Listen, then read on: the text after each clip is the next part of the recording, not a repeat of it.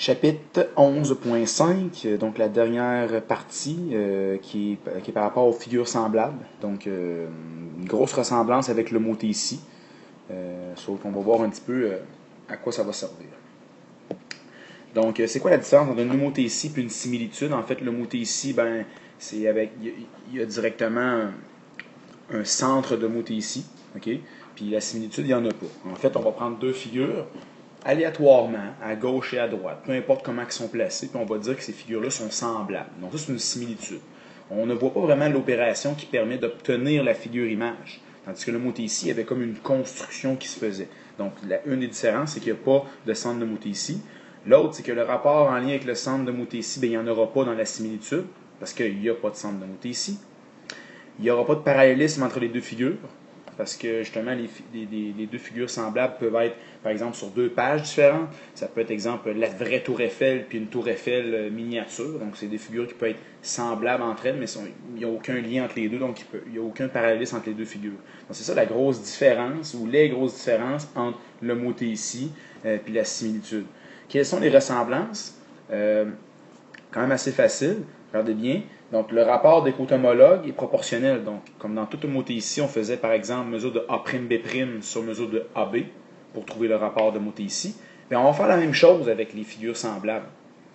Donc, tous les rapports des côtés homologues vont être proportionnels. Les angles homologues vont être congrus. Encore une fois, si on agrandit un carré, on le réduit, ben, ça va être encore un carré avec des angles de 90 degrés. Et également, le rapport d'homothétie, ben là, il se transforme directement en rapport de similitude. Donc, on le note encore avec la lettre K. Donc, c'est deux synonymes là, ici. Quand on parle de rapport d'homothétie, tout ce que tu comprenais par rapport au rapport d'homothétie va s'appliquer pour trouver le rapport de similitude. C'est la même chose. La seule affaire, c'est qu'on ne fera pas ça ici. On ne trouvera pas le rapport en lien avec le centre d'homothétie. Par exemple, là, juste pour te remettre dans le bain, là, quand on faisait PA' sur PA, là, mesure de PA' sur PA, ça, dans la similitude, on ne le fait plus. Fait que ça simplifie quand même un petit peu les choses. Donc, on va voir un exemple.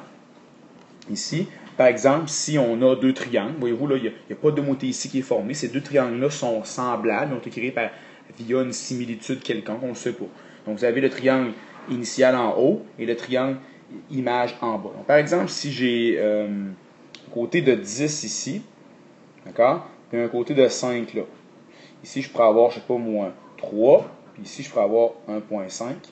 D'accord? Donc, je préfère les autres côtés, mais j'en fais juste deux pour le fun. Juste pour voir aussi le rapport de similitude dans les deux figures. Donc, la mesure d'un côté image, toujours la figure image en premier, donc ça serait ici, dans cette figure-là. On va prendre par exemple le côté B', C', le segment B', C'. Sur la mesure du côté BC. Comme ça. Donc ça, c'est ma formule. Ici, vous voyez comme la formule qui est ici. Important de bien le marquer à toutes les fois. Après ça, on remplace. Donc, je remplace par B', C', c'est 5 sur 10. Je peux mettre les unités ici. Ça pourrait être par exemple des centimètres. OK, peu importe. Donc, mon cas ici, quand je le calcule, 0,5. J'ai encore ma réponse. Un rapport de similitude, ça n'a pas d'unité. Donc, 0,5, c'est plus petit que 1. Donc, c'est une réduction ici. Puis on le voit très bien qu'on a une réduction entre les deux figures. On aurait pu le faire avec le côté aussi également A'B' sur AB. Exemple 1.5 sur 3, ce qui donne 0.5 aussi.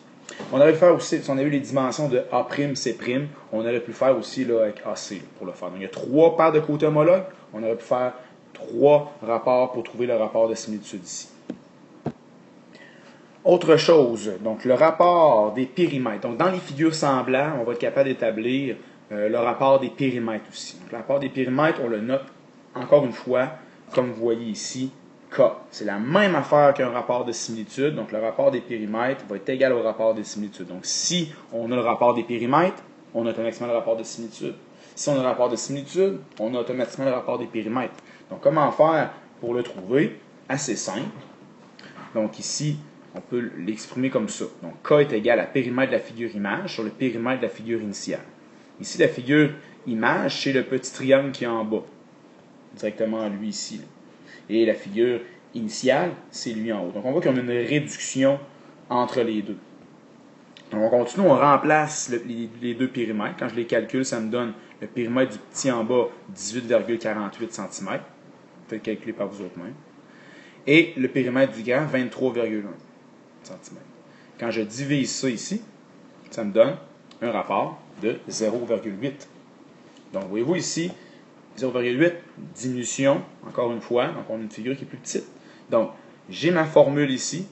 Je remplace par les données du problème et je calcule. Donc, FRC, ma technique, FRC revient et mon calcul est complet. Donc, ça me prend absolument ces trois étapes-là dans un calcul de rapport quelconque.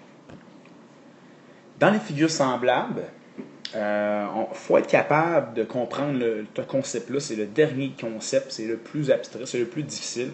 En fait, on peut faire un rapport des côtés homologues, on peut faire un rapport des périmètres homologues de figure, mais aussi on peut utiliser le rapport des aires. Ce rapport-là, donc par exemple, le rapport des aires, c'est l'aire de la figure image puis l'aire de la figure initiale. Si le rapport des périmètres est égal au rapport de similitude, il faut faire attention, le rapport des aires, lui, n'est pas égal aux deux autres rapports.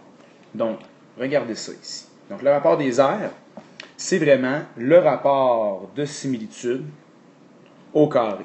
C'est ça la clé. Donc, de l'aire, c'est toujours des centimètres carrés, par exemple, c'est des unités au carré. Donc, le rapport de similitude, si on le met au carré, ça va nous donner le rapport des aires. Je continue avant de donner un exemple. Donc, le rapport des aires, on va le noter K à la 2.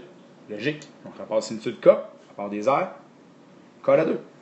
Voici la formule, comment trouver le rapport des aires de deux figures. Donc, l'aire de la figure image sur la figure initiale. Donc, il faut savoir un peu nos formules d'aire. Des fois, on va donner l'aire des figures, mais parfois, des fois, on va la trouver par nous autres mêmes.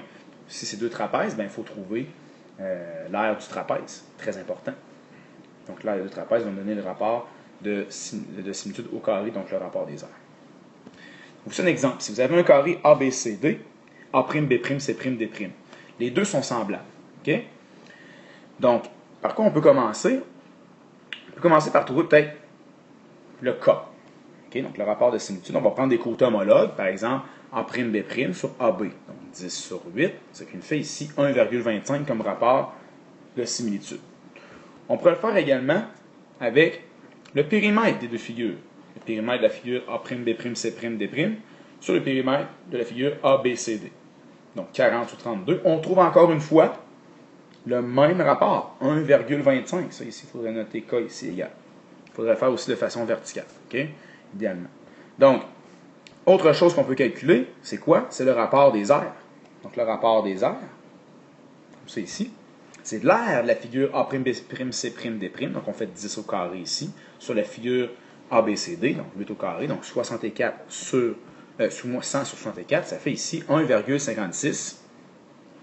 Soit, lorsqu'on regarde ça rapidement, okay, c'est 1,25 à la 2. Donc regardez le lien qui existe excusez-moi, avec le rapport de similitude, le rapport des périmètres, avec celui de l'aire. Donc, ici, je fais 1,25 au carré, ça va me donner directement quoi? 1,5625. Donc, avec le rapport de similitude, si je lève au carré, je suis capable de trouver le rapport directement des aires. Mais l'inverse est vrai aussi. Si je connais le rapport des aires ici comme ça, puis je veux trouver le rapport de similitude, par exemple, je ne suis pas capable de le trouver de cette façon-là ici, là, mais j'ai juste à faire racine carrée du rapport des aires, comme ça, ce qui va me donner, ok, ce qui va me donner ici 1,25. Donc, il y a un lien entre le rapport de similitude et le rapport des aires. Donc, soit au carré pour trouver lui des aires, ou je prends la racine carrée du rapport des aires pour trouver le rapport de similitude. Donc, c'est un peu de cette manière-là qu'on va trouver le rapport des figures semblables. Donc, c'était les figures semblables. Donc, ici, vous aviez rapport de similitude, rapport des périmètres et rapport des aires. Il faut être à l'aise avec ça. Il y a beaucoup de numéros importants en fin d'année qui vont porter sur les figures semblables. Donc, j'espère que ça va vous aider. Merci.